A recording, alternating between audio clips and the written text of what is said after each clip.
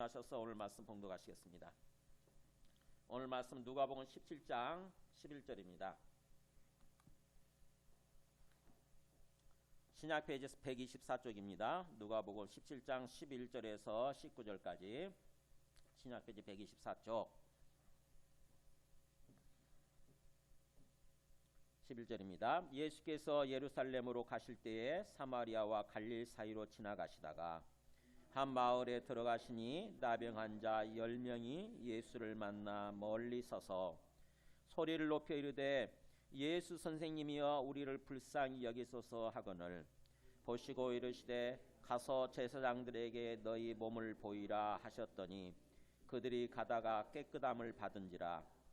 그 중에 한 사람이 자기가 나은 것을 보고 큰 소리로 하나님께 영광을 돌리며 돌아와 예수의 발 아래에 엎드려 감사하니 그는 사마리아 사람이라. 예수께서 대답하여 이르시되 10사람이 다 깨끗함을 받지 아니하였느냐? 그 9은 어디 있느냐? 이 이방인 외에는 하나님께 영광을 돌리러 돌아온 자가 없느냐 하시고 같이 있습니다. 그에게 이르시되 일어나 가라 내 믿음이 너를 구원하였느니라 하시더라. 아멘. 그대로 서 계시고요. 우리 한 군데 더 보겠습니다. 시편 50편 23절입니다. 예, 못 찾으시는 분들은 여기 앞에 있습니다. 시편 50편 23절. 우리 한 구절이니까 한 목소리로 같이 봉독하겠습니다. 우리 구약 페이지 838쪽 시편 50편 23절 같이 읽습니다. 시작. 감사로 제사를 드리는 자가 나를 영화롭게 하나니 그의 행위를 옳게 하는 자에게 내가 하나님의 구원을 보이리라. 다시 한번 읽어볼까요? 시작. 감사로 제사를 드리는 자가 나를 영화롭게 하나니 그의 행위를 옳게 하는 자에게 내가 하나님의 구원을 보이리라. 아멘. 앉으시겠습니다. 네, 오늘은 1년에 한 번씩 있는 추수감사주일입니다. 그러니까는 농사꾼 입장에서 보면은 1년 동안 농사 지은 것을 추수하고 그걸 하나님께 올려드리면서 일부를 올려드리면서 하나님 감사합니다. 이렇게 풍성하게 또 수확할 수 있게 추수할 수 있게 해주셔서 감사합니다 하면서 이렇게 예배를 드리는 거, 그게 추수감사주일 예배입니다. 이게 성경에서부터 사실은 나와요. 하나님께서 그렇게 추수한 것을 감사하고 예배를 드리도록 성경의 레위기 23장 잠깐 보여줘 보실래요? 첫 번째 말씀 레위기 23장에 이렇게 여기서부터 기원이에요. 그러니까 성경적 기원. 너희가 토지 소산 거두기를 마치거든 이렇게 나오죠. 7째 달 15날부터 이래 동안 여호와의 절기를 지키되 첫날에도 안식하고 8째 날에도 안식할 것이요 이렇게 나오죠. 이 토지 소산 거두기를 마치거든. 이게 토지에서 나오는 산물이 토지 소산이죠. 그러니까는 1년 농사예요. 1년 농사를 이렇게 수확을 하고 그거를 이제 창고에다 다 이제 이렇게 저장하는 거죠. 그리고 나서 하나님께서 주신 것들을 일부를 가지고 이렇게 하나님 앞에 돌려드리면서 예배를 드리는 것, 절기를 지키는 것. 그게 장막절이라고 그래요. 장막절. 그러니까 장막이라는 게 텐트고 창고거든요. 창고. 그래서 창고에다가 수확한 것을 이렇게 저장하고 나서 감사하죠. 가만히 보면서 가만히 생각해서 감사하잖아요. 그래서 하나님 앞에 나와서 감사, 일종의 구약식 표현으로 하면 제사를 드리는 거고 우리 신약식 표현으로 하면 예배를 드리는 거죠. 감사 제사, 감사 예배를 드리는 거. 그게 장막절 또는 초막절, 이름이 다양해요. 초막절, 장막절 또는 추수감사절 이렇게 절기, 명절에 명절. 우리도 추석이 있잖아요. 추석이 그거거든요. 사실은.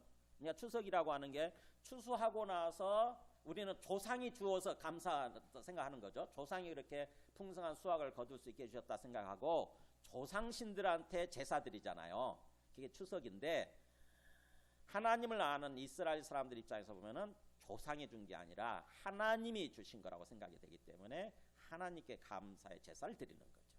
그래서 그때가 언제냐면은 7째 달 10째 날부터 7월 15일이죠. 7월 15일부터 일주일 동안. 이게 7월이 우리 태양력으로 얘기하게 되면은 2달 내지 3달 정도 차이가 납니다. 그러니까 우리 달력식으로 하면은 9월 내지는 10월 정도 되는 거예요. 그러니까 우리하고 비슷해요. 우리하고. 그래서 9월 한 15일 정도부터 일주일 동안 이렇게 여호와의 절기, 이게 장막절, 추수감사절 이거를 지키는 거죠. 근데 일주일 동안 지키는 거죠. 일주일 동안 그야말로. 그래가지고 첫날에 안식하고 8째 날에 안식하라. 그러니까는 첫날에 이 아무 일도 하지 말고 다 모여서, 모든 사람들이 다 모여가지고 함께 음식을 해가지고 같이 음식을 막 나눠 먹으면서 축제를 벌이는 거예요. 축제, 잔치. 그리고 그렇게 해서 일주일 또 지난 다음에 사실은 텐트 속에서 지냅니다. 장막 속에서 초막을 지어가지고요. 풀로.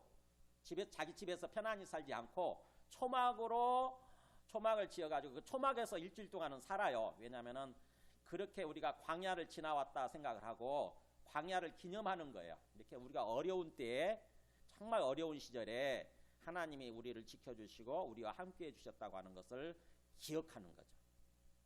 마치 우리가 6.25 기념하는 날 어떻게 하죠? 여러분 기억하세요? 주먹밥 만들어서 먹는 거 아세요? 6.25를 기억하면서 옛날 그때 그랬으니까 우리 6.25 때 피난 가면서 얼마나 참 먹을 거 없고 헐벗고 얼마나 힘들었습니까? 그래가지고 그때를 잊지 말자 해가지고 6.25를 기념하기 위해서는요, 주먹밥을 만들어가지고 먹어요. 그렇듯이 이스라엘 사람들도 이 초막절이 되면은 40년의 그 광야 생활을 기념해서 풀로 집을 만드는 거죠. 일종의 텐트처럼 이렇게 풀로 만들어 그 속에서 일주일 동안 생활하면서 이렇게 장막절을 기념합니다. 그래가지고 첫날에 그렇게 안식하고 그 다음에 7일 동안 그렇게 장막에서 살면서 마지막 8일째가 되면은 8일째도 역시 아무 일도 다 하지 않고 모든 사람이 함께 모여서 일종의 또 축제를 벌이는 거죠. 이게 장막절이에요. 그러니까는 모든 사람들이 함께 모여서 그렇게 절기를 지키는 것은 일종의 우리가 다 한 공동체다, 한 가족이다라고 하는 것을 생각하는 것입니다. 그래서 이 어떤 성경을 통해서 보면은 우리가 하나님을 알고 하나님을 믿고 그 다음에 개인주의적으로 생활하는 것이 아니라 함께 공동체를 이루어서 서로 사랑하고 서로 섬기고 하는 것을 굉장히 중요시 여겨요. 그래서 오늘 그런 의미로, 그런 차원에서 이렇게 추수감사주의를 기념하면서 이렇게 예배를 드리려고 합니다. 그래서 오늘 그 마음을 담아서 조그마한 거 가지고 오라고 그랬는데 너무 큰 것들 가지고 오신 분들 계시고 그러는데 안 가지고 오신 분들은 괜찮아요. 그냥 감사하는 마음만 가득 담아서 주님 앞에 예배를 드리면 됩니다. 그래서 그렇게 예배를 드리고 나서 오늘 가지고 오신 것들은 주변에 가난한 사람들, 또 우리와 항상 함께 해주시는 우리 이 건물의 어떤 관리하시는 분들, 경비하시는 분들하고 함께 나누도록 그렇게 하겠습니다.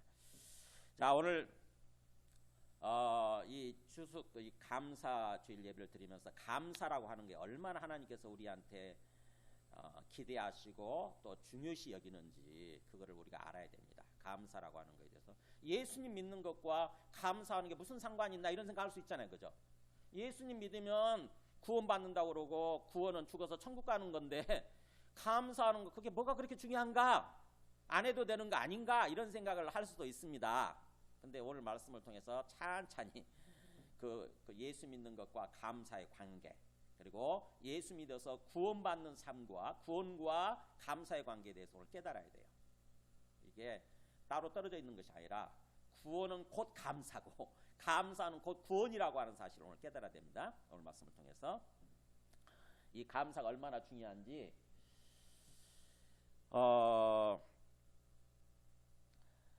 오늘 말씀을 본격적으로 나누기 전에 감사에 대해서 과학적으로 학문적으로 연구해서 밝혀놓은 게 있어요. 한번 우리 연세대 교수가 그 감사에 대해서 강의하는 거, 감사의 힘이라고 하는 제목으로 강의를 했는데 한번 잠깐 제가 보여드리고 오늘 말씀을 나누도록 하겠습니다. 한번 보여주세요. 보세요. 연세대 누구죠? 김주한 교수. 이분이 감사의 힘에 대해서 한번 얘기한 것 같아요. 소리 좀 키워가지고 한번 보여주세요. 최근 신경심장학이라고 있습니다. 신경심장학은 뭐냐면요, 이 심장이요 마치 뇌처럼 독립적인 판단도 하고 여기 신경 세포 덩어리가 반 이상 있습니다. 원래 예전부터 마음은 심장에 있다고 그랬잖아요. 그게 많이 맞다고 얘기하는 거예요. 다시 말해서 심장은 그냥 뇌에서 내려오는 신호를 이렇게 명령만 받는 게 아니라 여기서 명령을 주기도 하고 서로 이 관계를 맺기도 해요. 여기서 발견된 게요. 사람들은 이렇게 생각을 했습니다. 여러분 잘 생각해 보세요. 자, 어떤 사람이 막 두려움에 떨거나 막 화를 내거나 스트레스 받으면 어떻게 하죠? 자, 이리 오세요. 편안하게 앉으시고, 자, 바닷가에 누워있다고 생각하시고, 몸에 힘 빼시고, 이런 명상을 시켰습니다. 그래서 명상을 시켜서 이렇게 해보면 사람의 마음이 많이 차분히 가라앉는다는 것이 발견됐어요. 그런데 최근에, 불과 몇 년 전에, 한 10년 이내입니다. 어떠한 명상이나 어떠한 즐거운 생각보다 사람의 마음을, 사람의 몸을, 심장을, 호흡을, 모든 신체 기능을 완벽하게 아름답게 만들어주는 그런 훈련이 있다. 그게 바로 뭐냐? 감사하는 마음을 갖는 겁니다. 인간은 기본적으로 내가 향유하는 모든 것에 대해서 감사해야 됩니다. 이건 의무이면서요. 감사하는 건 의무이면서 또 권리예요. 감사해야 내가 이렇게 신체적으로 완벽해지니까. 어떻게 완벽해지느냐? 좌절을 느끼면은 심장 박동의 변화가 이렇게 막 빨리빨리 변합니다. 그런데 감사함을 생각하잖아요. 이렇게 규칙적으로 아름답게 변합니다. 감사하는 사람은 그래서 심장병도 잘 안 걸립니다. 이 훈련을 계속하면. 또 하나, 호흡도 그 전에 막 좀 스트레스 받고 그러면 메뉴에 있는 게 호흡. 두 번째는 심장 박동의 변화. 그 다음에 세 번째는 혈압의 리듬. 혈압도 계속 조금씩 변합니다. 초 단위로. 그런데 여기 어떤 탁 어느 시점, 퀵 코어런스라는 시점. 그게 뭐냐면 감사라는 생각을 하면은 이 모든 신체 기능이 이렇게 아름답게 변합니다. 먼저 이것은 주무시기 전에 밤에 해야 돼요. 왜냐하면 사람의 뇌는 어떤 그 기억의 고착화 현상이 주무시는 동안에 많이 일어납니다. 두 번째는 뭐냐면요. 그냥 감사한 일을 생각만 하면 안 됩니다. 꼭 종이에 연필로 적어야 됩니다. 그날 당일날 있었던 감사한 일을 적는 겁니다. 내 식당에 갔을 때 그 아주머니가 나에게 깍두기 하나 더 줬어. 아, 우리 집 앞에 경비 아저씨가 나 이거 짐 드는 거 도와줬어. 뭐 이런 사소한 일들. 그리고요, 행복 또는 긍정적 정서는 성공의 결과라기보다는 원인입니다. 우리 흔히 생각할 때 내가 행복해지려고 난 성공해야 돼 하지만 사실은 거꾸로예요. 행복한 사람이 어떤 자기가 원하는 걸 성취하는 성공을 갖게 됩니다. 그래서 큰 성공을 이룬 사람들 보면 다 어린애같이 환한 미소, 장난꾸러기 같고 그런 쾌활성을 지니고 있습니다. 가운데 한번 다시 돌려줘보세요. 가운데 한번 소리 한번 다시 들려줘 보실래요? 조금 더 앞으로. 네.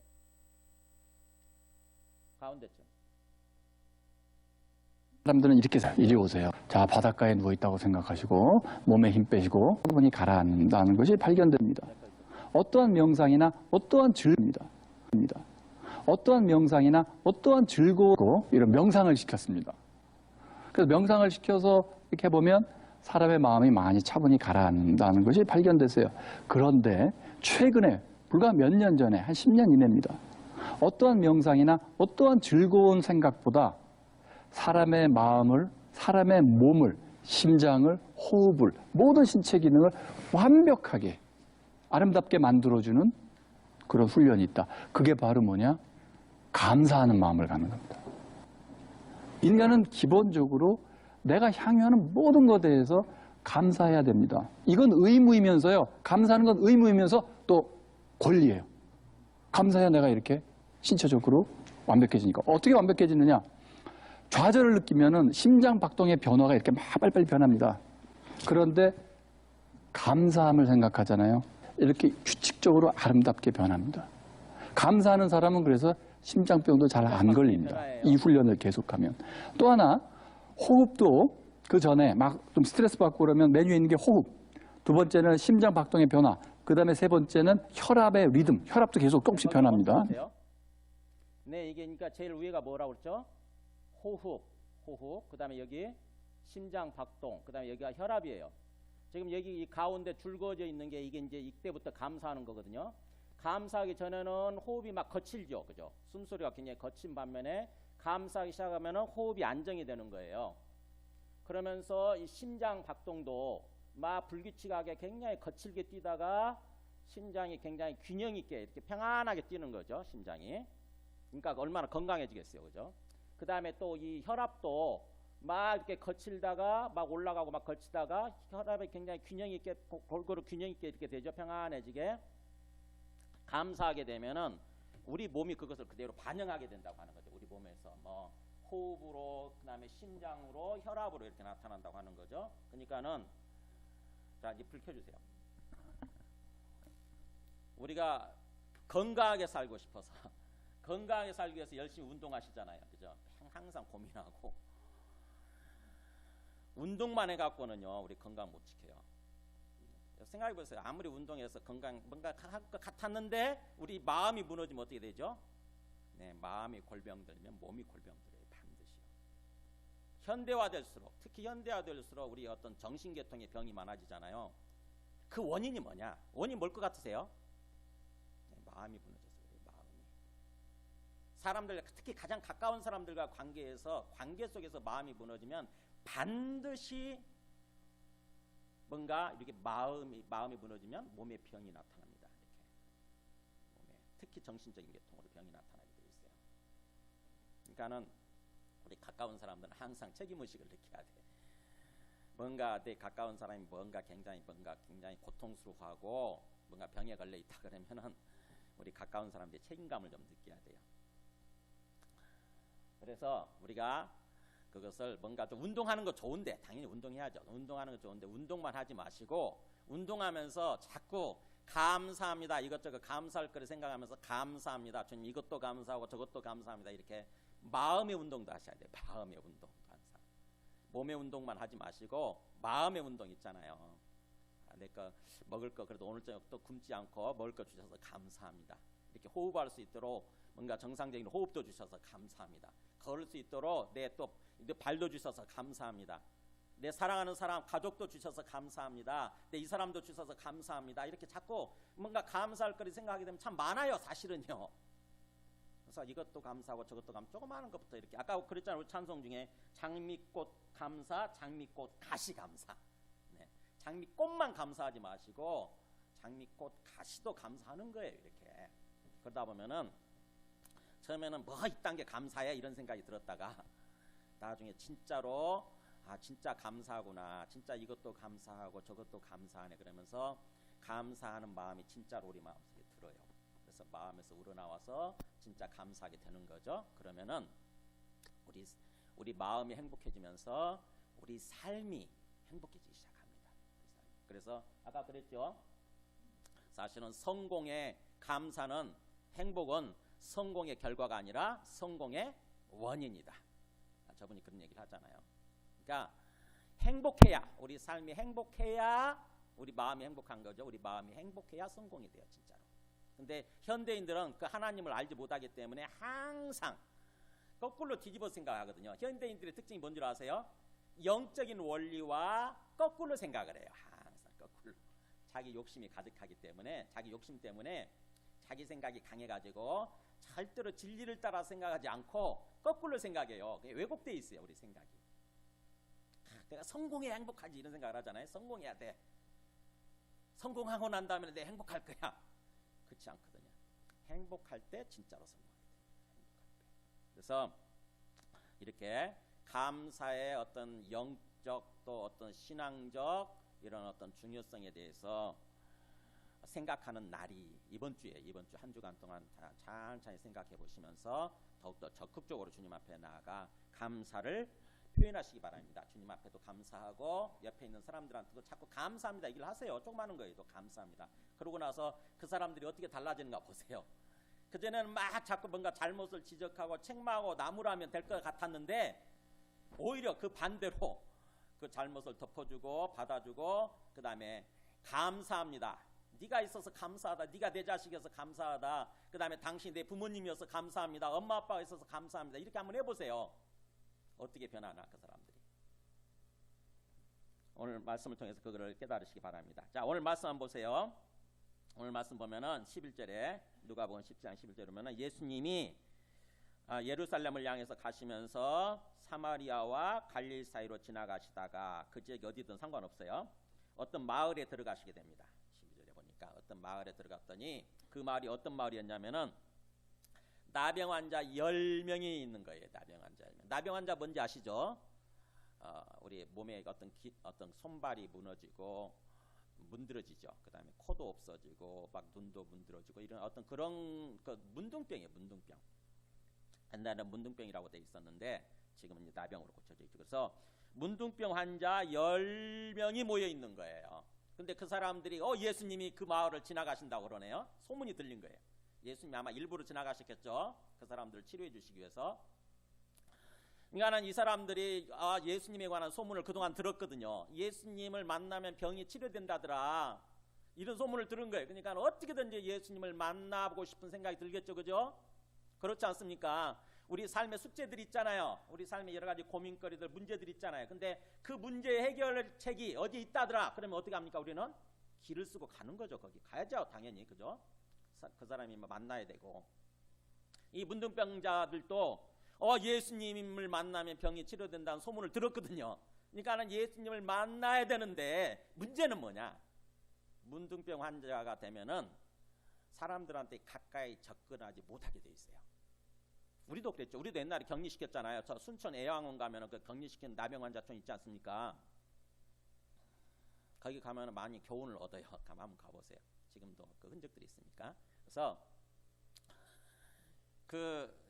옛날에도 그랬거든요. 옛날에 이 성경적으로도 그 이스라엘 공동체에서 어떤 사람이 문둥병에 걸린다 그러면은 사람들한테 전염되지 않도록 전임이 된다고 생각했어요. 그때는. 그래서 전염될까봐 격리시키는 것입니다. 따로 살도록. 그러니까는 가족으로부터도 분리되고, 그 다음에 동네 사람들로부터도 분리되고 그러니까 얼마나 외롭고 힘들겠어요, 그죠? 그냥 몸은 망가져 가지. 그 다음에 사람들과의 관계는 다 끊어져 버리지. 그러니까는 굉장히 어렵고 힘든 절망적인 삶을 사는 거죠. 근데 그런 사람들한테 해결책이 보이는 거예요. 예수가 지나간대, 예수님이. 근데 접근 못하게 돼 있어요. 근데 현실적으로는 접근 못하게 돼 있어요. 그럼 어떻게 해야 되죠? 여러분 같으면 어떻게 하겠어요? 포기할 겁니까? 네, 이 사람들은 포기하지 않았어요. 보세요. 한 마을에 들어가시니 나병 환자 10명이 예수를 만나. 그래가지고 어떻게 합니까? 거기 보니까 가까이 접근은 못하지만 멀리 서서 어떻게 합니까? 소리를 높이는 거예요. 이제 방법이 소리 높이는 것밖에 없잖아요. 소리를 큰 소리 높여서 예수 선생님이요 우리 부르는 거예요. 예수 선생님이요 우리를 불쌍히 해주소서. 가까이는 접근 못하지만 그러나 자기 자리에서 자기 현재 위치에서 최선을 다하는 거죠. 소리를 높여서 포기하지 않고 어떻게든지 예수님을 만나야 되니까 예수 선생님이요 우리를 불쌍히 해주소서 이렇게 소리를 지르는 거예요. 이게 중요해요. 이게. 그랬더니 14절에 보니까는 그 예수님이 그걸 보시고 이르시되 그 사람들한테 말씀하셨겠죠. 가서 제사장들에게 너희 몸을 보이라 하셨더니 그들이 가다가 깨끗함을 받은지라. 이렇게. 다행히 이들이 막 소리를 높이니까 예수님이 만나주신 거예요. 그래가지고는 이 사람들을 치료해 주신 것입니다. 여러분 우리가 하나님과의 관계에서요. 물론 사람들과의 관계도 마찬가지예요. 사람들과 관계도 마찬가지고 하나님과의 관계에서 은혜를 받기 위해서는 뭐가 필요하냐 우리 속에 적극적인 태도가 필요해요. 적극적인 자세, 적극적인 태도. 막 소극적이고 굉장히 뭔가 수동적이고 이런 자세가 아니라 어떤 어려운 상황이 와도 포기하지 않고 적극적으로 하나님 앞에 나아가는 거. 그래서 하나님으로부터 은혜를 구하는 거죠. 하나님 저를 불쌍히 여겨주세요. 저를 치료해 주세요. 이 문제를 해결해 주세요라고 적극적인 어떤 의지, 적극적인 자세, 적극적인 태도를 하나님은 굉장히 중요시 여기십니다. 왜냐하면 그게 믿음이거든요. 그게 믿음. 성경에 한번 다른 데를 한번 볼까요? 우리 마태복음 21장 한번 보여줘 보세요. 마태복음 21장 30절에 보면은 여기 보세요. 마태복음 20장이었구나. 여기 보세요. 맹인 두 사람이 길가에 앉았다가 여기는 이제 맹인이네요. 눈을 보지 못하는 맹인 두 명이 길가에 앉아 있다가 예수님이 지나간다는 거예요. 예수께서 지나가신다 함을 듣고 어떻게 하냐면은 소리질러 외치되 주여 우리를 불쌍히 여기소서 다윗의 자손이여 이렇게 외치는 거예요. 그러니까 혹시 못 들을까봐 예수님을 향해서 소리를 높이는 거죠. 소리를 지르면서 우리를 불쌍히 여겨주세요 다윗의 자손이여 이렇게 하는 거예요. 이 다윗의 자손이라는 말은 구원자가 다윗의 자손으로 오시게 돼 있다고 하는 거거든요. 구약에 보면은. 그러니까 우리를 구원해 주시는 구원자가 다윗의 후손으로 다윗의 자손으로 오시게 돼 있다고 그러니까 이 사람들은 예수가 바로 그 구원자, 다윗의 자손이라는 걸 알았던 것 같아요. 그래가지고는 그걸 외치는 거죠. 다윗의 자손이니까 이 땅에 구원자로 오신 분이시여 우리를 불쌍히 여기소서 우리를 구원해 주소서. 이 사람들한테 구원이 뭘까요? 맹인들한테 가장 최고의 구원이 뭘 것 같으세요? 일단 눈 뜨는 거죠. 눈 뜨는 거예요. 눈 뜨는 거. 그래서 성경은 눈 뜨는 것도 병이 치료되는 것도 구원이라고 일단 봐요. 그래서 이게 그러니까는 그러면 당연히 자연스럽게 예수님이 바로 와서 딱 눈을 뜨게 해주면 좋은데 문제는 항상 그렇지 않아요. 우리가 주님 앞에 이렇게 적극적으로 뭔가 은혜를 받기를 소망하면서 하나님 앞에 나아갈 때 항상 방해꾼들이 있습니다. 항상 방해 공작이 일어나게 돼 있어요. 그잖아요. 우리가 오늘 내가 예배 드리러 가야 되겠다 그러면은 어디서 이상한 전화가 와가지고 오늘 예배 드리러 가지 않게끔 하는 그런 것들 많이 있죠. 보면은 항상 사탄도 놀고 있지 않거든요. 사탄도 항상 실업자 상태로 사는 것이 아니라 항상 공작을 피거든요. 근데 거기에 속으면 안 돼요. 거기에 넘어가면 안 돼요. 여러 가지 어떤 방해 공작이 일어났을 때 거기에 넘어가서 굴복하고 포기해버리면 결국 은혜를 못 받는 거죠. 보세요. 여기 보니까 그렇게 외치니까 이제는 여기는 방해꾼이 뭐가 나타나냐면 무리들이죠. 사람들이에요. 무리가 꾸짖어 잠잠하라 이렇게 하는 거예요. 그러니까 이 맹인들이라고 우습게 본 거지 사람들이. 그러니까는 자기들만 마치 예수님이 자기 것인 양, 자기들만 예수님을 만나려고 찾으려고 하는 그런 모습이죠. 사람들 옆에 있는 사람들이 야 조용해 이런 거죠. 야 조용히 잠잠히 해. 저리 꺼져 이런 식이죠. 그러면 그 상황 속에서 포기하면 안 돼요. 어떻게 합니까? 이 맹인들이 더욱 소리 질러야 돼. 포기하지 않는 거예요. 더욱 소리를 더 높이는 거예요. 더 방해 공작이 일어나면 일어날수록 더욱 더 적극적으로 하나님 앞에 나아가는 거죠. 주여 우리를 불쌍히 여기서 다윗의 자손이 외치는 거예요. 그랬더니 제가 그 말씀 인용하지 않았는데 여기 있구나. 보세요. 예수님이 머물러 서서 딱 하다가 발걸음을 멈추고 그들을 부르는 것입니다. 맹인 두 사람 불러가지고 너희에게 무엇을 해주기를 원하느냐? 두 말하면 잔소리죠. 뭐예요? 눈 떠주세요. 눈 뜨게 해주세요. 주여 우리의 눈 뜨기를 원하나이다. 그랬더니 예수께서 불쌍히 여기사 그들의 눈을 만지시니 눈을 만져주시는 거예요. 그래 놀랍게도 예수님이 눈을 만지는 순간 한 번도 눈 떠보지 못해도 눈이 딱 뜨이는 거예요. 놀라운 일이 일어난 거죠. 그들의 눈을 만지니 곧 보게 되어 그들이 예수를 따르니라. 자, 이들의 문제가 해결된 거, 이들이 1차적으로 구원받게 되는 게 뭐였어요? 포기하지 않는 적극적인 자세예요.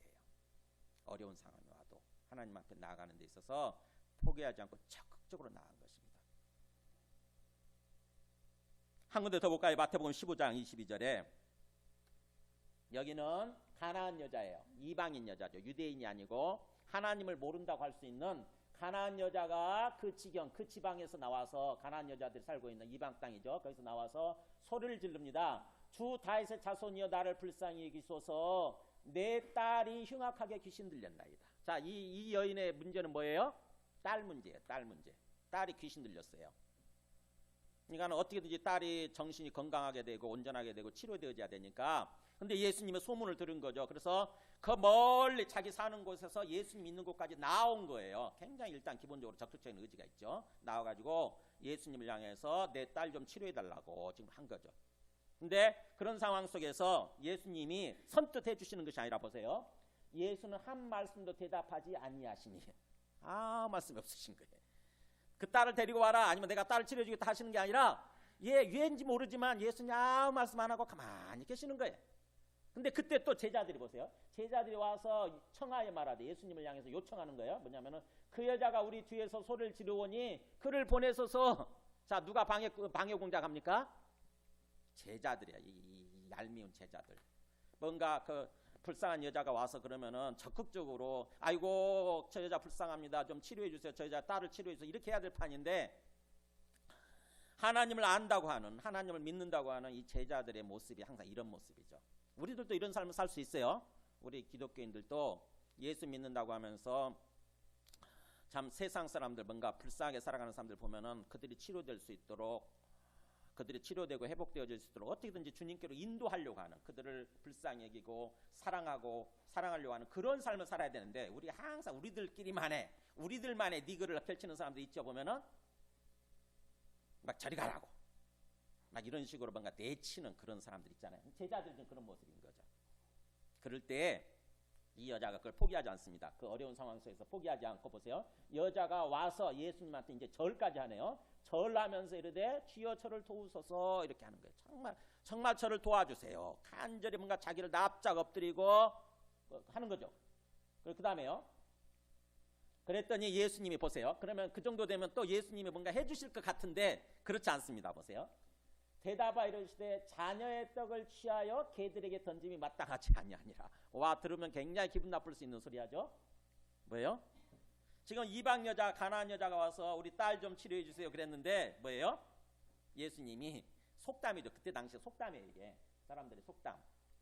자녀의 떡을 취하여, 떡이라고 한 게 먹을거리, 밥이죠. 밥. 자녀들에게 줄 떡, 먹을거리를 취해서 그걸 가지고 옆에 있는 개한테 던져주는 것이 마땅하지 않다, 이런 말을 하는 거죠.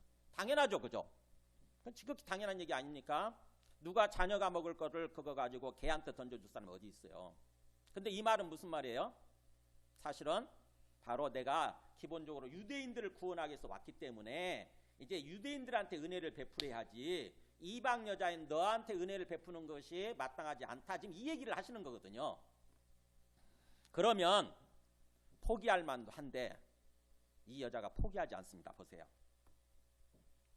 여자가 이르되 주여 올소이다마는, 주님 맞습니다. 그 말 맞습니다. 그 말 100번 맞습니다. 누가 자녀의 떡을 취해서 개한테 던져주겠습니까? 그러면서 100번 맞습니다마는 개들도 제 주인의 상에서 떨어지는 부스러기는 먹나이다. 와, 뭐 이게 굉장히 얼마나 상식적인 얘기입니까? 그잖아요. 본격적인 떡은 개들한테 안 주죠. 하지만 그 상에서 떨어지는 떡 부스러기 있잖아요. 뭔가 떡 부스러기 음식 뭔가 먹고 남은 이런 것들은 개도 먹을 권리가 있는 거죠. 개도 먹잖아요. 그 얘기를 하는 거예요. 그러니까 분명히 주님 말씀이 맞습니다. 유대인들을 구원하기 위해서 오셨으니까 유대인들한테 은혜를 주는 게 맞습니다만은, 그러나 그렇게 하고 나서 유대인들을 구원해 주시고 나면 떡 부스러기, 구원의 어떻게 부스러기죠. 구원의 조각만이라도 우리도 줄 수 있지 않습니까? 우리에게 저에게 주시옵소서, 이런 얘기를 하는 거죠. 그러니까 얼마나 끈질깁니까? 그잖아요. 적극적이고 끈질기죠. 절대 포기하지 않죠. 그러니까 예수님이 어떻게 보면은 사실은 해주시려고 그러면서 그 사람의 마음을 떠보는 거죠. 일종의 가나안 여자를 계속 떠보는 거예요. 바로바로 이렇게 해주시지 않고 진짜 믿음이 있는지, 이 여자한테 진짜 믿음이 있는지 이걸 떠보는 거죠. 하나님은 우리를 그렇게 다루시거든요. 아세요? 하나님 우리를 그렇게 다루십니다. 우리가 기도하자마자 들어주시면 좋겠지만 그렇게 안 들어주세요. 경험해서 알잖아요. 우리 바로바로 안 들어주세요. 가만히 침묵하시는 거죠. 마치 어떤 때는 하나님이 안 계신 것처럼 느껴지죠. 그때 포기해버리죠, 많은 사람들이. 근데 포기하면 안 돼요. 하나님은 우리의 믿음을 떠보는 거예요. 이렇게 어떤 사람들은 그잖아요. 이렇게 하면 기도할 때 툭 던지듯이 딱 하나님 앞에 던져놓고는 하나님이 주려고 딱 보니까 그 자리에 사라진 거예요. 그 앞에서. 그런 사람 얼마나 많냐고요. 뭔가 하나님 이거 주세요 딱 던져놓고 뭐 주시면 좋지만 안 주면 말고 이런 식으로 기도하는 사람 많잖아요. 하나님 주시려고 보니까 그 자리에 없어요. 하나님은 우리에게 그런 자세로 살아가기를 원하시는 것이 아니라 좀 더 적극적이고 좀 오래 참고 기다리는 그런 끈질긴 믿음을 가지고 살아가기를 원하세요. 그래서 이 가나안 여자가 포기하지 않죠. 그랬더니 이제 드디어 예수께서 대답하여 이르시되, 뭐라고 그러는지 한번 읽어볼까요? 시작. 여자여 너의 믿음이 크도다, 네 소원대로 되리라, 이렇게 말씀하시는 거예요. 예수님이 그동안 계속 떠봤던 거예요. 야, 네 믿음이 진짜구나, 진짜로 나를 믿고 포기하지 않는구나. 그렇다고 한다면 네 소원대로, 네 소망대로, 네 바람대로 될지어다 라고 선포해 주신 거죠. 그 말씀을 딱 선포하시는 순간 뭐예요? 그때부터 그의 딸이 나으니라. 네, 하나님이 딱 결단하시면 그 순간 이루어지는 거거든요. 딱 결정, 제가 믿음이 진짜네, 제가 진짜네, 이렇게 딱 생각하시고 딱 마음속에 딱 결정 내리시면 그 순간 되는 거거든요. 근데 그렇게 되기까지는 우리의 진짜 믿음이 필요한 거죠. 절대로 포기하지 않는. 그러니까 오늘 말씀을 통해서 보면은 지금 다행히도 이 10명의 나병 환자들은 그게 있었어요. 적극적인 그 태도, 적극적인 의지가 있었어요. 그래서 그 사람들이 예수님이 그랬죠. 14절에서 가서 제사장들에게 너희 몸을 보이라, 이렇게 말씀해 주신 거예요. 그들의 태도를 보고 가서 이제 제사장에 가서 너희 몸을 보이면 너희 몸이 깨끗해졌다고 하는 판정을 받게 될 거다, 이런 뜻입니다. 그게 왜냐하면 옛날에 문둥병 환자가 치료되면 그 판정을 누가 하는 거냐면 제사장이 하게 돼 있어요. 제사장이 당신 몸이 완전히 건강해졌다고 깨끗해졌다고 판정을 내려주면 그때부터 이제 뭐예요? 다 돌아오게 됩니다. 격리 상태에서 가족한테로 돌아오고 마을 공동체로 돌아오고, 그래서 이제 정상적인 삶을 살게 되는 거예요. 그러니까는 예수님이 지금 바로 그 자리에서 치료해 주신 게 아니라 제사장들에게 가라, 이렇게 말씀하신 거예요. 제사장들에게 가라, 그러면 그동안에 치료될 거다. 그래가지고 제사장들한테 확인을 받으라, 이렇게 말씀하신 거죠. 자, 이 사람들이 믿음이 있으면 제사장이 갈 거고, 믿음이 없으면 뭐야, 이렇게 치료해 주시지도 않고, 그러면서 그렇게 반응을 보였겠죠. 근데 다행히도 이 사람들은 기본적인 믿음은 있었던 것 같아요. 기본적인 믿음. 그래서 어떻게 합니까? 보면은 그들이 가다가 그랬어요. 가다가 제사장들에게 가다가 예수님 말씀을 기본적으로는 믿었어요. 기본적으로 제사장들에게 가다가 진짜로 깨끗함을 받은 거죠. 진짜 몸이 치료된 거예요. 건강을 회복한 거예요.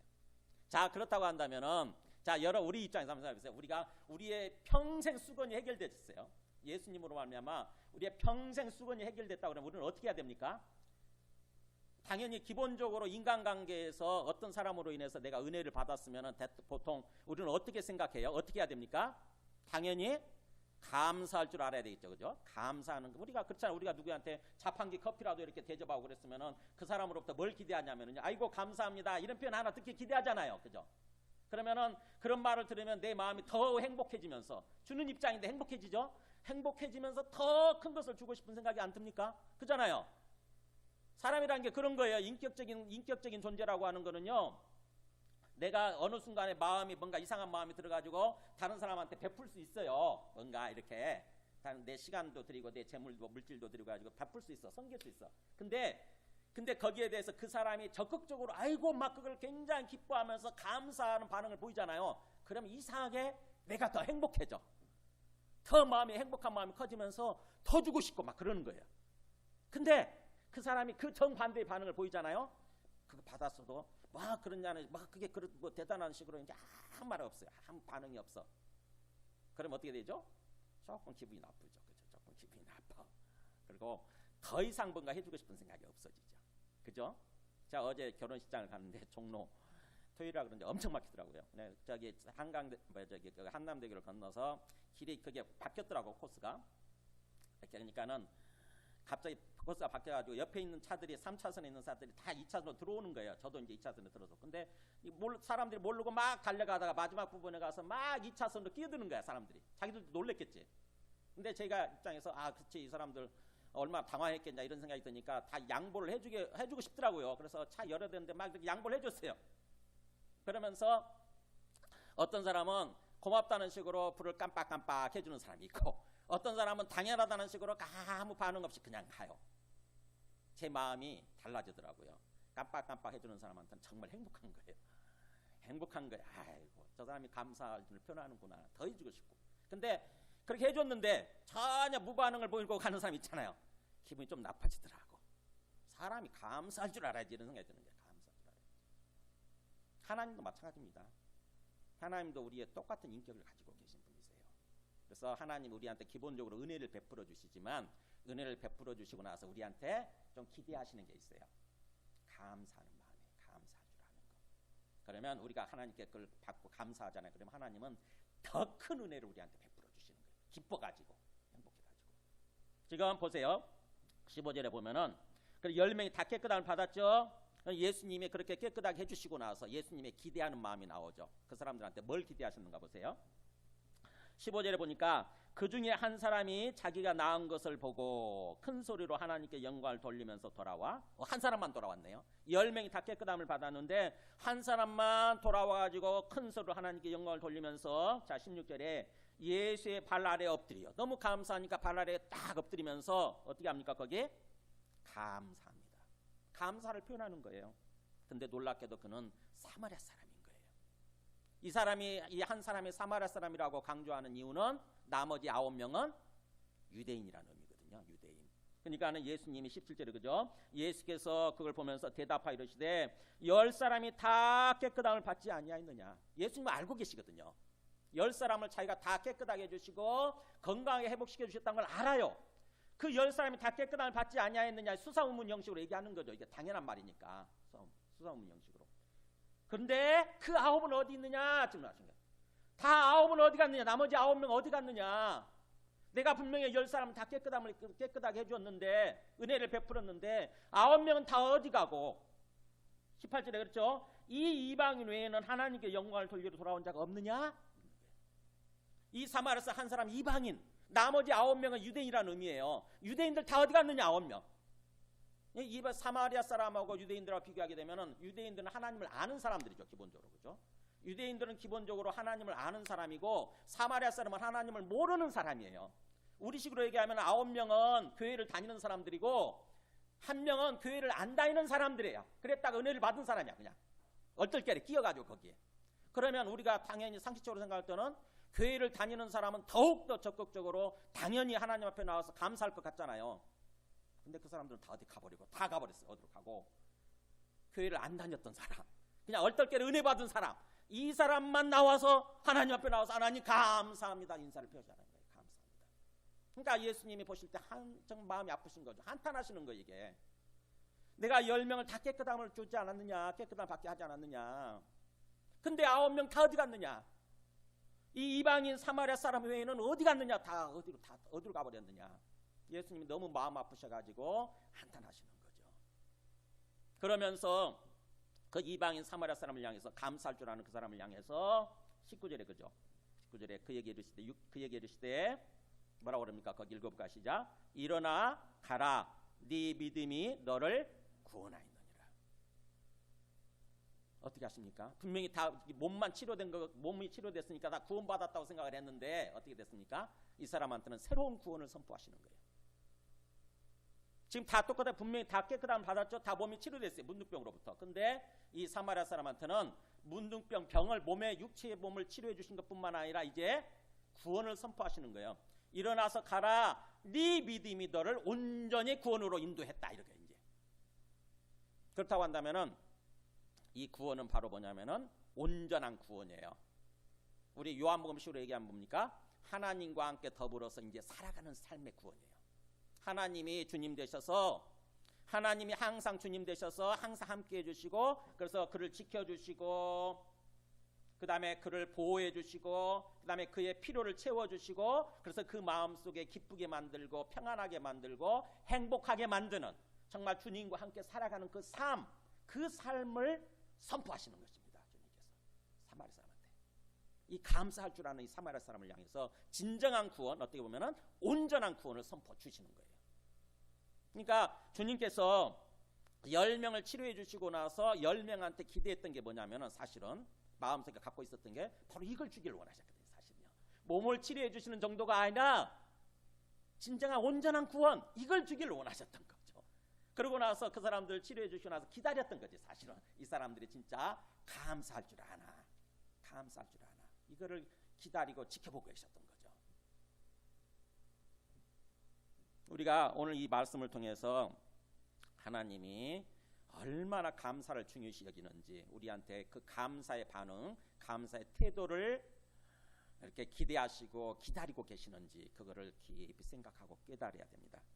감사가 뭐냐면은요, 감사는 우리 아까 우리 봤던 그 시편 50편 23절 다시 한번 보여주세요.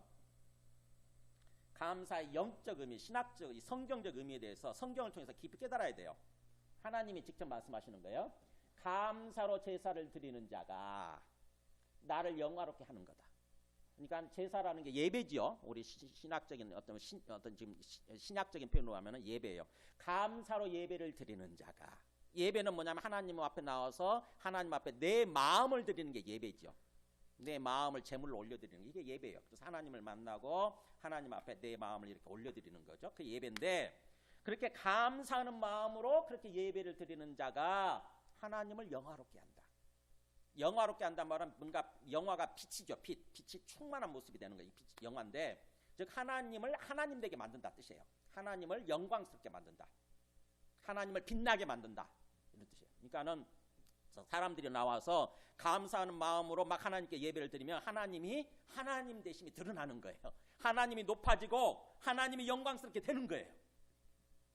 그래서 그렇게 살아가는 사람들, 그렇게 그의 행위를 옳게 하는 자에게, 그러니까 그렇게 사는 사람에게는 내가 하나님의 구원을 보이리라. 내가 살아계신 살아있는 하나님으로서 너에게 줄 수 있는 진정한 구원이 뭔지, 온전한 구원이 뭔지를 내가 너희들한테 보여주겠다 이거예요. 하나님의 구원을 보여주라. 오늘 이 말씀을 통해서 드러난 거죠. 그러니까 감사라고 하는 것은 뭐냐? 하나님을 영화롭게 하는 거다. 하나님이 살아계시고 하나님이 나의 주님 되시며 하나님이 나와 함께 계신다고 하는 것을 사실은 드러내는 거다 이거예요. 하나님을 하나님으로서 드러내는 거다. 그래서 하나님을 높이는 거다 이렇게. 하나님이 하나님 되신다라고 높이는 거, 이게 바로 하나님을 영화롭게 하는 건데 그게 바로 감사다라고 하는 거예요. 감사. 그러니까 우리가 앞에 나와서 하나님 앞에 나와서 예배드리면서 하나님 감사합니다. 일주일 동안 뭔가 지켜주신 것도 감사하고 채워주신 것도 감사합니다. 이렇게 감사하게 되면은 하나님을 영화롭게 하는 거예요. 하나님을 높이는 거예요. 하나님이 굉장히 기쁘시죠. 그렇게 되면은. 그래서 더 큰 구원, 더 큰 복을 우리한테 베풀어 주시게 되는 것입니다. 로마서 1장 21절도 한번 보세요. 로마서 1장 21절. 하나님이 우리한테 기대하시는 삶이에요. 보세요. 이게 시편 로마서 1장 21절은 죄가 뭔지를 얘기하는 거예요. 하나님이 기분 나빠하시는 죄가 뭐냐 보세요. 하나님을 알되, 그러니까 하나님을 알아야 되고 하나님을 인격적으로 알아야 되는 거죠. 인격적으로 알고 인정해야 되는데, 근데 문제는 그렇게 하나님을 안다고 하면서도 하나님을 영화롭게 아니하고 감사하지도 않으면 이게 죄예요. 이게 죄. 그러니까 하나님을 안돼. 자기가 지식적으로는 알 수 있지, 지식적으로. 근데 그걸 인격적으로 알아야 되죠. 인격적으로 알면은 당연히 하나님을 영화롭게 하고 감사하는 마음을 살게 되는데, 하나님을 전혀 모르거나 지식적으로도 모르거나 아니면 지식적으로만 아는데 그친다고 한다면은 어떻게 되냐? 하나님을 영화롭게 안 해요. 하나님을 하나님으로 높이지 않는 것입니다. 하나님을 하나님으로 높이지 않는 거예요. 그리고 그러다 보니까 당연히 하나님 앞에 감사할 줄도 모르게 되죠. 받은 은혜들이 있는데 그걸 당연하게 생각하는 거예요. 당연한 거 이거. 내가 땀 흘려서 일한 거니까 당연하게 내 거다 이렇게 생각하는 거죠. 하나님이 기회를 주셨고 하나님이 힘, 능력을 주셨고 그랬다고 하는 생각을 전혀 못하는 거죠. 그러니까 하나님께 감사할 줄 모르는 거예요. 그러면서 그 생각이 허망해지며 미련한 마음이 어두워졌나니, 생각이 허망한 쪽으로 빠지게 되고 허망한 생각을 하게 되고, 그 다음에 그렇지 않아도 미련한 마음이, 하나님을 모르는 게 미련한 마음이거든요. 하나님이 살아계신다고 하는 걸 모르는 게 미련하고 지혜롭지 않은 거죠. 그 마음이 어둠 속으로 들어가 버리게 되는 거예요. 영적인 어둠 속으로. 이게 죄입니다. 이게 죄와 사망의 상태예요. 죄와 사망의 상태. 그러니까 우리가 감사라고 하는 것은 하나님의 살아계심을 인정하고 또 하나님이 주님 되시는 것을 인정하는 것이고, 그래서 하나님을 높이는 거예요. 감사는. 그게 결국 하나님을 영화롭게 하는 거다. 그러면 하나님이 더 큰 은혜를 우리에게 베풀어 주시게 된다고 하는 거죠. 그러니까 감사라고 하는 것은 우리가 뭔가 해도 되고 안 해도 되는 게 그게 아니에요. 감사를 통해서 하나님은 당연히 우리한테 감사를 당연히 필수적으로 기대하시고 기다리시는 거예요. 계속 은혜를 베풀어 주세요. 우리가 평소에 숨쉬는 공기, 하나님이 은혜 베풀어 주신 거죠. 우리가 마시는 물, 하나님이 은혜 주신 거예요. 다 그것들. 우리가 저녁에 먹고 나면 놀랍게도 아침이 되면 소화돼 있잖아요. 우리가 잠자는 동안도 우리 몸의 기능이 정상적으로 돌아갈 수 있도록 붙들어 주신 분이 누구겠어요? 하나님이 해주신 거예요. 우리는 당연하다고 생각을 하지, 지극히 자연스럽고 당연한 거다 이렇게 생각을 하겠지만, 하나님이 그렇게 해주셨다고. 하나님이 딱 멈추시면, 우리한테 은혜 베푸시는 걸 멈추시면은요, 우리 먹은 것도 소화 안 돼요. 그냥 그걸로 끝나는 거예요. 그냥. 그러니까 내 마음을 낮추고 내 마음을 내려놓고 찬찬히 내게 주어진 것들, 이걸 찬찬히 생각하게 되면은 이게 참 은혜구나, 정말 감사하구나, 이런 생각을 하게 돼요. 그래서 더욱더 적극적으로 하나님 앞에 나가서 감사합니다. 하나님, 저녁에도 지켜주셔서 감사합니다. 내 먹을 것 주시고 먹을 것도 소화되게 해주신 거 감사합니다. 이렇게 하기 시작하면은요, 우리 마음이 감사하는 마음으로 더욱더 충만해져 가지고 이것저것 진짜 감사거리들이 생각이 나요. 그래서 더욱더 적극적으로 감사하는 삶을 살게 되고, 그러면 더욱더 하나님으로부터 큰 은혜를 받고 더 큰 복을 누리는 그런 삶을 살게 되는 거죠. 그래서 감사의 영적 어떤 신앙적 의미에 대해서 성경을 통해서 깊이 한번 오늘 이번 주 동안 한번 생각해 보세요. 이번 주 한 주간이 추석 감사 주간이에요. 추석 감사 주간. 그래서 제가 우리 플랜카드를 붙여 놓으려고 그래요. 한 주간 동안. 천천히 한번 다시 한번 생각해 보시기 바랍니다. 뭐가 감사한가? 하나님이 올 1년 동안 어떻게 나를 지켜주시고 나 함께 해주셨는가? 물론 여러 가지 걱정거리들이 있을 수 있지만 그럼에도 불구하고 먼저 하나님 앞에 감사거리를 생각하고 감사하게 되면은 우리 삶이 이렇게 진짜 은혜가 넘치는 감사하는 삶으로 바뀌게 돼요. 감사의 조금 더 중요성에 대해서 한 단계 더 한번 생각해 보겠습니다. 성경에 보면은요, 감사를 얼마나 하나님이 기대하시고 기뻐하시고 또 중요시 여기는지 우리 성경을 깊이 보는 분들을 위해서 우리 내기 말씀 한번 잠깐 보도록 하죠. 내기 5제사와 그 위치, 감사 위치 한번 보여주세요. 이렇게 보면은요, 내기 잘 말씀 안 읽으시죠? 그냥 이 말씀 한번 올통해서 이 말씀을 통해서 내기를 한번 요약해 보자고요. 내기 보면은 제사라는 게 나와요. 제사. 그래가지고 제사가 나오는 순간 머리가 좀 아파져가지고 안 보게 되잖아요. 근데 내기 보면은 이 5제사가 나옵니다. 속죄제, 속건제, 번제, 소제, 화목제. 이 5제사가 나와요. 그래가지고는 제사가 나오는 순간 이건 이제는 신약하고는 상관이 없는 거니까 이거 몰라도 돼 하고 안 읽어버리는 사람들이 있는데 사실은 제사가 예배라고 한번 생각해 보세요. 신약적으로는 예배거든요. 하나님 앞에 나가서 제사 드린다 그러면은 예배 드린다 이런 뜻이에요. 그러니까 내기는요 제사 신학이면서 예배 신학이에요. 예배는 아까 뭐라고 그랬죠? 하나님을 만나는 거예요. 하나님을 만나서 하나님과 교제하는 거, 하나님과 친교하는 거, 하나님 사귀는 거, 그래서 하나님과 함께 인생길을 걸어가는 거, 이게 예배거든요. 내기에 그게 담겨 있다고 한다면 내기가 얼마나 중요합니까? 그렇잖아요. 하나님이 우리를 어떻게 만나기를 원하시는지, 우리와 어떤 관계를 맺고 살아가기를 원하시는지 그게 내기에 담겨 있는 거예요. 그래서 실제로 우리가 경험할 수 있는 제사를 가지고 그렇게 얘기를 하는 거지. 그때 당시는 실제적으로 그렇게 했으니까. 그래서 5제사 이름이라도 한번 생각해 보세요. 속죄제, 속건제, 번제, 소제, 화목제. 자, 속죄제, 속건제는요 죄와 허물을 때문에 제사 드리는 거, 이게 속죄제, 속건제예요. 이게 허물건자거든요. 허물건자. 그러니까 고의적으로 죄를 범하고 또는 순간 실수로 죄를 범하면 우리가 하나님과의 관계가 끊어져 버리거든요. 그거 회복을 위해서 다시 제사 드리는 거, 이게 속죄제, 속건제예요. 그래서 속죄제, 속건제를 드리게 되면은 하나님과 관계가 회복되는 거죠. 소위 의로움을 회복하는 거지. 의로움. 하나님과 화목하게 되는 거예요. 하나님과 관계가 정상적으로 되는 거예요. 그러면 그걸로 끝인 것 같잖아요. 됐잖아요. 이제 하나님과 관계가 회복됐으니까. 근데 그 다음 단계를 요구해요. 그게 바로 뭐냐면은 번제, 소제, 화목제예요. 번제는 뭐냐? 그때 당시에 재물을 다 조각조각 내가지고 불로 다 태워서 드린 거였거든요. 그러니까 즉 우리 몸으로 드리는 제사, 우리 몸으로 드리는 예배를 의미해요. 몸으로 드리는 거. 내 몸 당신 것입니다라고 내 몸 전체를 하나님께 드리는 거예요. 이게 번제예요. 하나님 그걸 기대하신다는 거죠. 야, 네 몸뚱아리, 네 생명 누구 거냐? 주님이 주셨고 주님 것입니다라고 고백하기를 원하시는 거예요. 이게 그 고백을 듣기를 원하시는 거예요. 이게 번제. 그 다음에 소제는 뭐냐? 이 소제 곡식가루 소자거든요. 이게 힐소. 곡식가루를 빻게 되면은 휘어지잖아요. 즉 다시 말하면 곡식을 가지고 제사 드리는 거. 즉 다시 말하면 우리에게 주어진 재물, 이거를 하나님이 주셨습니다라고 감사해서 그 일부를 취해가지고 이렇게 또 불로 태워서 드리는 것, 소제. 이게 소제의 의미입니다. 그러니까 우리에게 주어진 재물도 다 하나님의 것입니다. 그 고백을 듣길 원하시는 거죠, 사실은. 그게 소제의 당. 우리가 그러니까 뭐 헌금하는 거 다 소제입니다. 이 소제, 헌금하는 거. 우리에게 주어진 재물이요, 이거 내 건 줄 알았더니 하나님의 은혜로 주셨네요. 감사합니다. 그러면서 그것 중에 일부를 조금이죠. 일부를 구별해가지고 하나님께 드리는 거, 이게 소제예요. 뭐 우리 11조 이거 다 그런 의미입니다, 사실은.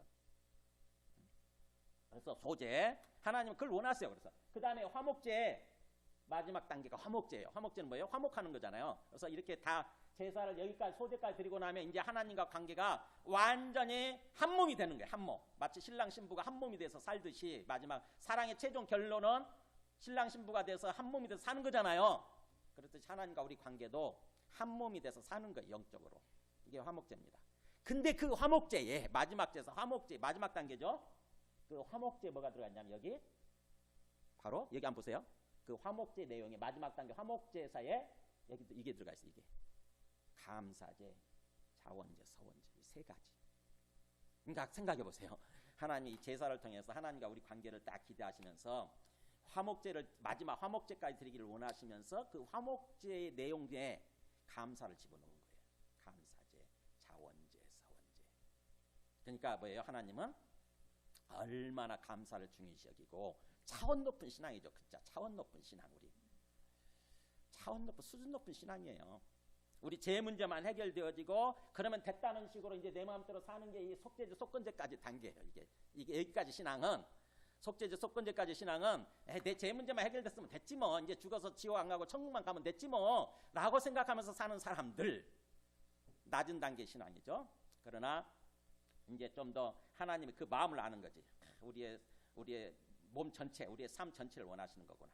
또 우리의 재물 전체를 주님이 또 자기 거라고 이렇게 고백 듣기를 원하시는구나. 그러나 최종적으로는 하나님과 한 몸이 돼서 살기를 원하시는구나. 이 마음을 알고 거기까지 나아가는 사람들은 수준 높은 신앙이 되는 것입니다. 정말 하나님과 완전히 하나가 되어서 함께 동행하는 그런 신앙이 되는 거죠. 그런 성숙하고 수준 높은 신앙, 그거를 주님께서 우리한테 원하시는 거예요. 우리가 어떤 사람을 사랑한다면 그렇잖아요. 당연히. 그죠? 우리 사랑하는 그 배우자한테 뭘 기대하셨는가 그동안 한번 생각해 보세요. 어떤 단계를 밟았는가. 똑같아요. 이 단계를 밟아서 결국 결혼하게 된 거예요. 결혼하게 돼서 한 몸으로 사는 것입니다. 그러면은 그 한 몸이 되어서 서로 부부가 돼서 한 몸이 되어서 살면서 항상 이게 넘쳐야 되는 거죠. 서로를 향해서 감사하고 자원하는 마음이 있고 서운하는 마음이 있는, 이게 넘쳐야 되는 거예요. 그게 하나님이 기대하시는 그런 삶이에요. 하나님과의 관계도 마찬가지인 거고, 이제 우리가 부부가 됐으니까 그냥 너는 너고 나는 나다 이런 식으로 사는 게 그런 게 아니잖아요. 그게 결혼 생활 아니잖아요. 근데 우리는 타락해가지고요, 부피하고 타락해가지고 결혼까지만 열심히 노력하고 결혼하고 난 다음에 이제 너는 너 나는 나 이런 식으로 살지요. 그게 타락한 사람들의 모습이에요.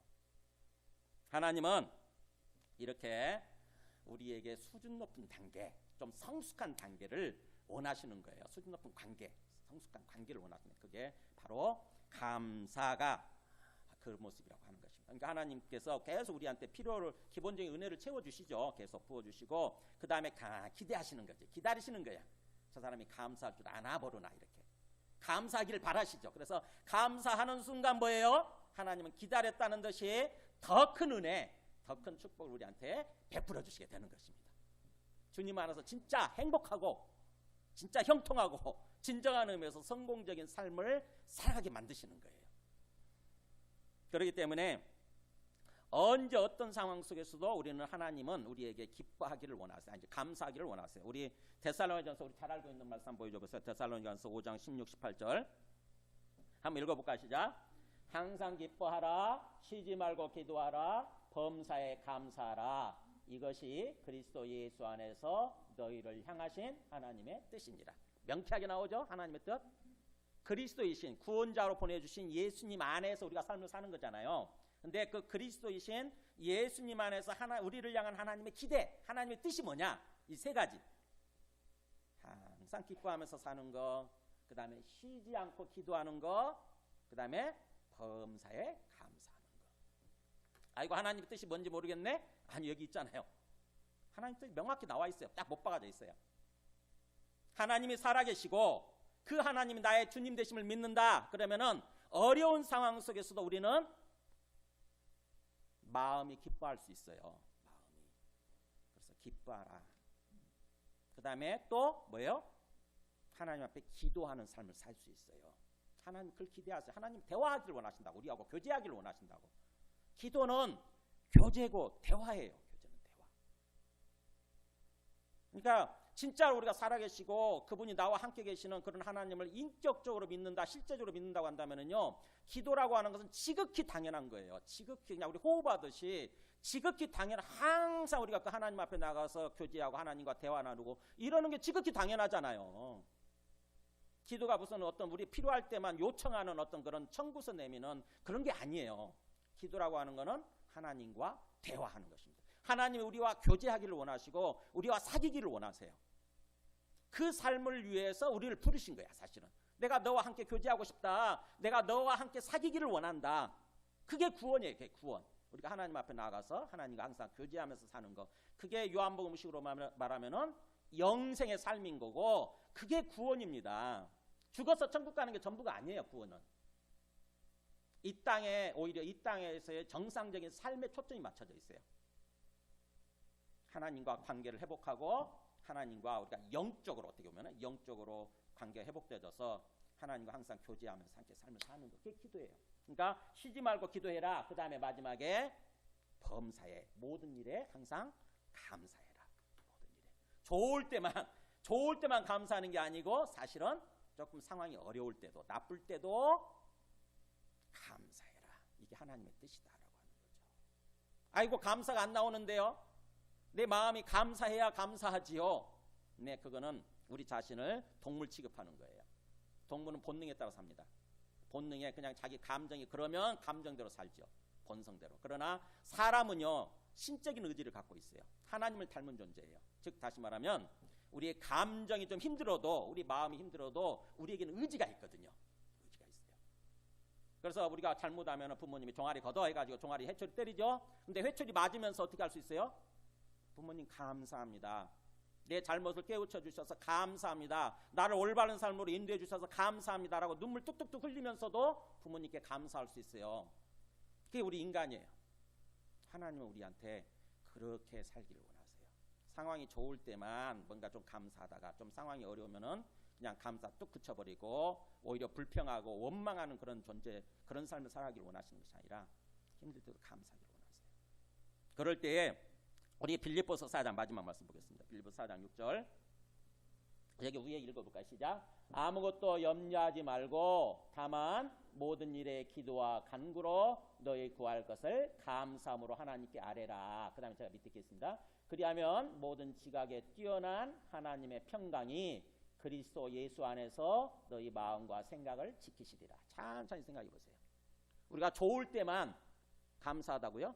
아니요. 하나님 우리한테 이걸 원하세요. 염려되는 상황 속에서도, 걱정되고 염려되고 불안하고 두렵고 그런 상황 속에서도 일단 염려를 내려놓고 뭐예요? 하나님 앞에 나가서 기도하고 간구하는 건데, 감사함으로 해라. 감사함으로. 하나님 감사합니다 하면서 하나님께 네 마음속에 있는 것을 아뢰라 이거예요. 우리 생각, 우리 보통 철부지 같은 어떤 어린아이 생각은 그죠? 아이고 염려가 안 돼야 감사하죠. 염려되는 상황이 아니라 우리 염려 문제가 다 해결되어지고 뭔가 넘쳐야, 내가 원하는 게 넘쳐야 감사하죠. 감사하는 마음이 들어야 감사하죠. 그거는 어린아이 단계 생각이에요. 어린아이 단계. 하나님 우리한테 좀 더 성숙한 믿음, 뭐예요? 염려되는 상황인 거 안다. 네가 하나님 걸 허락하셨으니까, 허락하셔서 일어나신 거거든요. 일어나는 일이거든요. 그 염려를 통해서 사실 우리를 연단시키기 위한 거죠. 우리 마음, 우리의 믿음을 연단시키고 좀 성숙시키고 좀 더 단단하게 만들기 위해서 그런 일들을 허락하셨고, 그 다음에 지켜보고 계시는 거거든요. 어떻게 반응하나 하고 지켜보신다고. 그럴 때에 보통 사람 같으면, 믿음 없는 사람들은 그 염려를 붙들고 막 염려하죠. 어떡하지 염려하면서 염려의 노예가 돼서 살아요. 누구의 표현에 의하면은 염려의 장아찌가 돼서 산다고. 염려에 쩔어가지고 염려의 장아찌가 돼서 살아요. 근데 하나님은 뭐예요? 야, 안다. 네 마음 안다. 지금 염려되는 상황인 거 안다. 근데 난 너한테 그 염려를 내려놓고 일단 내한테 기도하기를 원한다. 기도하고 간구하기를 원한다. 근데 기도하고 간구할 때 감사하면서 네 마음을 아뢰봐라 이거예요. 감사하면서 네 마음을 아뢰봐라. 하나님, 제 몸에 병 들어서 걱정되는데 그래도 내 몸 병 주셔서 감사합니다. 이렇게 시작하는 거예요. 역설적으로 어떻게 보면 내 몸에 병을 주셔서 감사합니다. 그래서 건강의 중요성이 얼마나 중요한지를 알게 해주셔서 감사합니다. 앞으로 건강을 회복시켜 주시면 건강한 몸으로 주님께 영광 돌리는 삶을 살겠습니다. 이렇게 고백하는 거죠. 또 내 재물 때문에 참 염려가 되게 하셨는데 아이고 또 재물에 문제를 주셔서 감사합니다. 재물의 중요성을 또 잘 지키게 관리하는 것 중요성을 알게 해주셔서 감사합니다. 이렇게 감사로 시작하는 거예요. 모든 것을 놓고 역설적으로. 그게 범사에 감사라는 뜻이에요. 모든 일에. 좋을 때만 감사하지 말고 안 좋을 때도 감사해라. 안 좋을 때. 그러니까 모든 일에 나오잖아요. 아무것도 일단 염려를 내려놓고 기도하고 간구하되 감사함으로 하나님께 아뢰라. 이게 하나님이 우리한테 기대하시는 성숙한 믿음이에요. 그러면 그렇게 하면 그 정도 우리가 정말 하나님이 기대하시는 그런 성숙의 단계에 오르게 되면 우리 믿음이 뭐라고 되어 있습니까? 거기 모든 지각에 뛰어난 하나님의 평강이. 이게 무슨 말이에요? 모든 지각이 무슨 말이죠? 지각이 우리 보고 듣고 만지고 맛보고 하는 게 지각이에요. 우리 감각 기능. 근데 하나님이라고 하는 존재는 그런 단계를 뛰어넘어서 계신다고 하는 것입니다. 보고 듣고 이렇게 하는 것은 전부 다 이 세상의 단계잖아요. 그죠? 이 세상의 삶의 단계인데 하나님은 이 세상을 초월해서 계시거든요. 이 세상을 초월해서. 그렇기 때문에 모든 우리의 지각을 다 뛰어넘으시는. 그러니까 우리는 보고 듣고 경험하는 게 전부인 줄 알았어요. 이 세상의 삶이 전부인 줄 알고 그러다 보니까는 막 걱정하고 염려하고 그랬거든요. 답이 안 보이니까, 해답이 안 보이니까. 근데 하나님은 이 세상을 초월해서 계시기 때문에 어디에 해답이 있는지 다 아시는 거예요. 자기가 해결책 갖고 계시는 거예요.